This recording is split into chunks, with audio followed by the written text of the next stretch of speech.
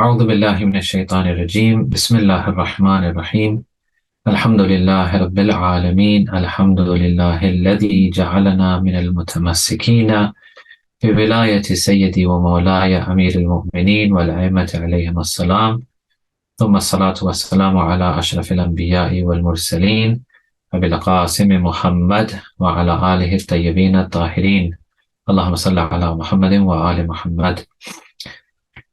So we have reached Abwaab al-Imaan, and last week we had described Imaan. We set out to define Imaan. What exactly do we mean by Imaan and faith? So we said first of all that Imaan comes from Amn, because it is something that keeps a person safe in this world and the next. And a person with Imaan is called Mu'min. Imaan also gives you a lot of sukoon and tranquility. For different reasons, which you can listen in last time session. And critically, when we said Iman, we said that it has three requisites. Number one is belief in the heart. Number two is expression with the tongue. And number three, it is action with the body or with the limbs. Hence, the proper understanding is this hadith of Amir al-Mu'mineen alayhi salam, where he says, al-Iman ma'arifatun bil-qalb wa iqrarun bil-lisan wa amalun bil-arkan. Iman is a belief in the heart, expression with the tongue, and action with the body. Now, today's discussion, this is going to come all from the writing of Ayatullah Zia Abadi. We will discuss what Ayatullah Jawadi says, inshallah, next week. Ayatullah Zia Abadi, after this introduction, defining Iman, etc., he then asks a question: what is the difference between Iman and Islam? This is a very important discussion, and it's not something usually we speak about from the minbar and this kind of thing, because it can get a little bit technical and stuff. So please try and grasp this as I'm explaining, and then any questions you have, if you can put them on the chat, that'll be most appreciated. We have one Islam before Iman and one Islam after Iman. So we have Islam qabla's Iman and we have Islam ba'da's Iman. The first one is lower than Iman, and then the other one is higher than Iman. For example, some people ask, we have a famous dua, Allahumma ghfir lil-mu'minina wal-mu'minat wal-muslimina wal-muslimat. Mu'mineen and mu'minat, we understand. Who is this muslimina wal muslimat? Is this, for example, Sunnis? Are we asking for forgiveness for Sunnis or what? Well, no way. We are not asking for forgiveness for Sunnis. We are asking for forgiveness for those who are in the group of Islam ba'da's Iman, the Islam which comes after Iman. So we have one Islam before Iman, and we have one Islam after Iman. We have a Muslim before Iman, and we have a Muslim after Iman. The Muslim after Iman is, you can say, a mu'min of a much higher level. So the lower level is Islam before Iman, and the higher level is Islam after Iman. The lower level is what we have already discussed from the Holy Qur'an, 49:14. قَالَتِ الْأَعْرَابُ آمَنَّا. The Bedouins say, we have faith. قُلْ لَمْ تُؤْمِنُوا. No. Say to them, O our Prophet, you do not have faith yet. وَلَكِنْ قُولُوا أَسْلَمْنَا. Rather, you should say, we have embraced Islam. وَلَمَّا يَدْخُلِ الْإِيمَانُ فِي قُلُوبِكُمْ. Because Iman has not yet entered into your hearts. So, once a person declares the Shahadatain, he becomes or she becomes a Muslim. That is Iman, that is Islam before Iman. That is the lowest level, where basically you just declare La ilaha illallah Muhammadur Rasulullah, you become a Muslim. When you build on that and you make that stronger, you will develop Iman and you will become a mu'min. Then you build on that even further and you make that even stronger and stronger, and then you will develop the Islam after Iman, which is a higher level of a mu'min, basically. So that is Islam ba'da's Iman. This Islam ba'da's Iman is what we mentioned in this dua, Allahumma ghfir lil-mu'minina wal-mu'minat wal-muslimina wal-muslimat. We are praying for the people who are in the stage of Islam ba'da's Iman, the higher level of Islam, which is what? Which is a very deep and strong level of submission and surrender to Allah. Islam means submission. So a Muslim after Iman is not like the Muslim before Iman, not like the Bedouins who just said, yes, we declare we are Muslims, and the Prophet had to tell them, no, you are not mu'min, you are Muslims. When you eventually develop this strong Iman in your heart, then you'll become mu'min. So we have two Islams, one before Iman, one after Iman. The one after Iman is a very deep and strong level of submission, like the example of Nabi Ibrahim and Nabi Ismail, 37:103, فَلَمَّا أَسْلَمَا. When they had both submitted to Allah's will. What will we say here? Will we say that this submission of the Prophets Ibrahim and Prophet Ismail is the same as those Bedouins? Of course not. Those Bedouins were at the beginning of them becoming a Muslim. Here we have two prophets. We cannot compare them to the Bedouins. This is an Islam much deeper after Iman. They are mu'min, and they are even more than mu'min, of course. They are Muslim after Iman. Their Islam has become very, very deep and very strong. Or Nabi Yusuf, for example, Rabbi qad ataytani min al-mulk. This is 12:101. My Lord, you have granted me a share in the kingdom. وَعَلَّمْتَنِي مِنْ تَأْوِيلِ الْأَحَادِيثِ. You have taught me the interpretation of dreams. فَاطِرَ السَّمَاوَاتِ وَالْأَرْضِ. You are the originator of the heavens and the earth. أَنْتَ وَلِيِّي فِي الدُّنْيَا وَالْآخِرَةِ. Look at the level of submission. You are my guardian in this world and the hereafter. تَوَفَّنِي مُسْلِمًا. Let my death be in submission to you as a Muslim. Which kind of Muslim? The one before Iman? No. How can a prophet say that? He's saying, let my death when my death comes, let it be that special Islam after Iman, which is beyond what we would say is a normal mu'min. It's a very, very deep level of Iman, deep level of mu'min, and hence it is Islam after Iman. وَالْحِقْنِي بِالصَّالِحِينَ. And unite me with the righteous. So, it is a very deep level of submission and surrender to Allah's will. Now, in our societies, we have different types of people. We have some people who have expressed faith, no problem. They have expressed faith with their words, but the faith has not entered their heart. So what category are they? They're in the first category. Islam before Iman. They have expressed, for whatever reason they have expressed, and they have become Muslim, but they are not mu'min because that belief has not entered their hearts. And then the Quran mentions even another group who may have expressed their faith with words, so they have become Muslim. It has entered their hearts, so they do believe in some things, but because they are so consumed with their passions and their desires, as long as those passions and desires do not conflict with Islamic laws and teachings, it's okay.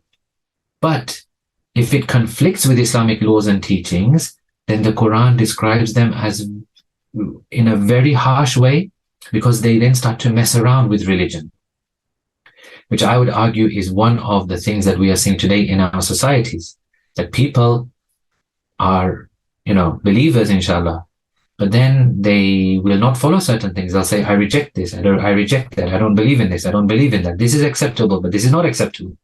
I will pray, but I won't give khums. I will fast in Ramzan, but then I will not wear hijab. I will do one, but I will not do the other one. Quran says about them in Surah An-Nisa 150 and 151, Inna ladina yakfuruna billah, those who disbelieve in Allah and His apostles and seek to separate Allah from His apostles. They say things like what? Yaquluna nu'minu bi ba'din wa nakfuru bi ba'd. We believe in some things, but we will not believe in other things. And they try to make a kind of their own version of religion. يُرِيدُونَ أَن يَتَّخِذُوا بَيْنَ ذَلِكَ سَبِيلًا. They seek to find a way in between all of this. Some things I will take, some things I will not take. I want my own way of doing things. What does Quran say in the next verse? أُولَٰئِكَ هُمُ الْكَافِرُونَ حَقًّا. It is they who are truly faithless. وَأَعْتَدْنَا لِلْكَافِرِينَ عَذَابًا مُهِينًا.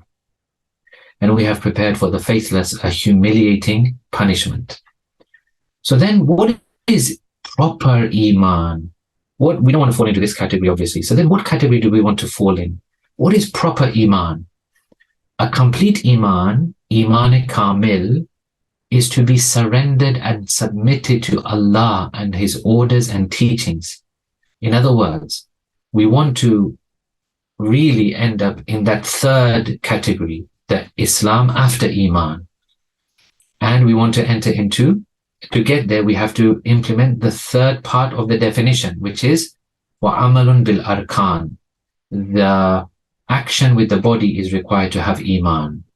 Qur'an says in Nisa 65, 465, فَلَا وَرَبِّكَ لَا يُؤْمِنُونَ حَتَّى, but know by your Lord they will not believe until يُحَكِّمُوكَ, until they make you, O Prophet Muhammad, a judge in their disputes. One of the big elements of being on the way to stronger Iman, and then eventually Islam after Iman, which is where, inshallah, we really want to be, if we can be, is to accept wholeheartedly what Allah says, wholeheartedly, and not even to have any ill feeling afterwards, not even to begrudge that, we have to accept these things. Wholeheartedly, يُحَكِّمُوكَ فِي مَا شَجَرَ بَيْنَهُمْ. They should make you a judge in their disputes. ثُمَّ لَا يَجِدُوا فِي أَنفُسِهِمْ حَرَجًا. Then they should not have any kind of dissent for whatever you make a verdict. مِمَّا قَضَيْتَ وَيُسَلِّمُوا تَسْلِيمًا. They should submit in full submission, absolute submission. Why is this so important? Well, in Ahzab 6:33-6, Allah says, النَّبِيُّ أَوْلَى بِالْمُؤْمِنِينَ مِنْ أَنفُسِهِمْ. The Prophet has a greater right or authority over the faithful than they have over their own selves. Whatever Rasulullah says, I need to accept, we need to accept. Whatever Amirul Mu'mineen says, we need to say, Chash, yes, I agree, I will do it. And not even feel bad afterwards that it didn't go in my favor. This is not according to what I want. This is not matching my lifestyle. No, we should actually wholeheartedly accept and be happy with this. It's very, very difficult, I know, but this is what is expected. In the time of the Prophet, what happened was, Allah subhanahu wa ta'ala told the Prophet that propose the marriage and arrange the marriage of your cousin. So this is the daughter of his paternal aunt. Paternal aunt, in Urdu we would say Puppi, in Gujarati we would say Fui. Arrange the marriage of Zaynab, your cousin, from your paternal aunt, with Zayd. These two should be married. Now what happened was, Zayd was a freed slave in that society. A freed slave has little or no prestige in society. A freed slave has no real personality. He has no distinction in that society. Zaynab, on the other hand, well, she had a very good social status because, number one, she was related to the Prophet. Number two, she was not a slave. Number three, she was from Bani Hashim, no less. So all of these factors, so she was really like a distinguished person in society. Zayd had no social standing. The Holy Prophet says this to her, and she says to him, give me some time, let me think about it, and I'll let you know. Then this verse was revealed. This is Ahzab 36. وَمَا كَانَ لِمُؤْمِنٍ وَلَا مُؤْمِنَةٍ. A faithful man or woman may not, إِذَا قَضَى اللَّهُ وَرَسُولُهُ أَمْرًا, when Allah and His Apostle have decided on a matter, have any option in that matter. Whatever the Prophet says, he says, go for jihad, we'll go. He says, do this, we'll do it. He says, pray like this, we'll pray like this. Amirul Mu'mineen says, do this, we'll do it. Imam-e-Zaman, when he comes, he says, do this, we'll have to do it. Whether we like it, we don't like it. In fact, we should like it. We should actually say to ourselves, he knows more, he's better than me, he's more pure, he's connected with Allah. Whatever he says, I will love to do it. So this verse was revealed that whenever Allah and His Apostle have decided on a matter, no man or woman, if they are faithful, should have any option in this matter. And وَمَنْ يَعْصِ اللَّهَ, and whoever disobeys Allah and His Apostle has certainly strayed into manifest error. As soon as Zaynab heard that this verse had been revealed, She said, Amri biyadika ya Rasulullah. She realized that, no, I shouldn't have said that, give me time and I'll think about it. Immediately she said, whatever you say, ya Rasulullah, whatever you say, you tell me to marry, I'll marry. You tell me to do this and I'll do this. Now, Zaynab and Zayd were married. What happened? They got divorced. After they got divorced, she was then married to the Prophet himself. Now look at the honor and prestige that Allah has given her. Now she becomes the wife of Rasulullah, no less. So this was like a gift and an honor and a prestige for her. Then Ayatullah Zia Abadi, he makes an akhlaqi point, which will be our final point for today. He says that on one hand, we are saying here, Assalamu alaikum ya Abwaab al-Imaan. Peace be upon you, O Ahlul Bayt. You are the doors into faith. You are the doors into Iman. He says, someone would only open a door and enter inside if they had a high regard for what was behind the door. If they thought the thing inside the house is useful, then they would open the door. Otherwise, they just pass by. How many, when we walk on the street in the center of our cities, in the center of our towns, we are passing by hundreds of doors, different offices, different places, different things. We don't go into most of them. We only go into the ones that we want to. We ignore all of the other doors. Maybe we don't even know what those doors lead to. So he says, if you know what the thing inside is, you will go inside. You will use the door. Otherwise, you'll just pass by. So he says the first thing is that we ask, do we have value for Iman? Are we convinced of the importance of Iman? Do we really value it?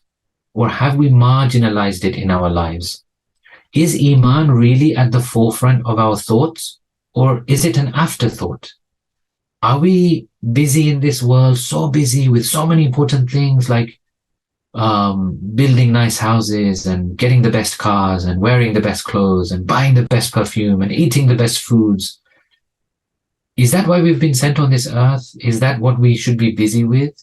Or should we really be busy with trying to further our faith and getting closer with God? Where is our Iman really? Is it on the margin or is it really in the forefront? He says that unfortunately it seems we have marginalized faith and Iman. And it seems we are not really under the authority of religion as we should be. That religion for us is in the margins. It is on the side. It is not important or critical to us. It is there when we have spare time. It is there after we've done all our important work. It is there after we've done everything else we want to do in this world. Then we think about Iman. We have forgotten, he says, the true reason this world has been created and the true reason we have been put onto this world. So then he asks a question. He says, if you do not value what is behind the door, then what kind of approach is this to the Imams saying, Assalamu alaikum ya Abwaab al-Imaan?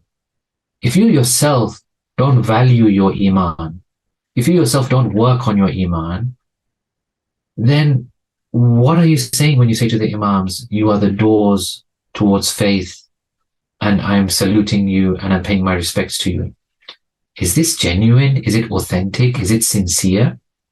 When your life is spent in worldly activities, material things, you don't have importance for Iman, you don't have importance for faith.